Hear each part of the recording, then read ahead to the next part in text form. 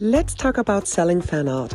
So this debate has recently popped up again after some artists have received cease and desist letters at the most recent Anime Expo. Those cease and desist letters were handed out by Viz Media, who is the North American licensing holder for popular IPs like My Hero Academia, Naruto or Sailor Moon. So if you were a tabling artist at the Anime Expo, you were told to take your products down. And trust me when I say that this debate is not new. I've been a tabling artist for like 15 years and this conversation comes up again and again. So what is actually the right thing to do if you are an artist who is selling fan art? From a legal standpoint, this should be really clear because Viz Media is holding the licensing rights to these IPs and characters, and if they don't want you to sell fan art, you can't. Overall, this should be easy enough, but the law wouldn't be the law if there wouldn't be some exceptions to the rule, often touching the points of copyright law, fair use, and transformative work. So the issue that arises when selling fan art is actually if you are infringing on the copyright of a licensing holder. So while drawing a full character from a popular IP might definitely fall under copyright infringement, only drawing a certain outfit or a scenery from a popular IP might be up for debate for fair use. And as mentioned, this would often include if the work of art is actually transformative enough to stand on its own. Overall, however, I think most artists are treading the line very closely to copyright infringement when selling fan art. But apart from legality, I also want to talk about the moral standpoint of selling fan art because I think this is where we get into a really interesting gray area. Not every licensing holder is as strict as Viz Media is, because the question would be, does an artist actually take away enough profit from a big company when they are selling their fan art? And let's be real, often this is just not the case because most artists don't make that much money off of selling a few prints or a keychain. Obviously not all licensing holders agree with this, but the ones that do actually even give out public statements allowing their community to sell fan art at conventions or online. I personally don't mind people selling fan art at conventions because fan art is often what these anime and manga communities are built on. And a lot of artists put their own spin on these IPs with their creativity. They might put these characters in alternative universes, build new stories surrounding them, or put them in new outfits. A lot of artists have their own beautiful style that works really well with these IPs. And it's always interesting to see what kind of big impact these anime and mangas have had on different artists. Because even industry professionals that you love might have started out as fan artists and have been tabling at conventions with their tiny booths selling their Naruto fan art. I'm all for licensing holders protecting their IPs from bootleg and dropshipping, but I'm not 100% sure where I stand on them going after the community and the artists that love their work so much. Lastly, if you attend conventions as a visitor and you don't like people selling fan art,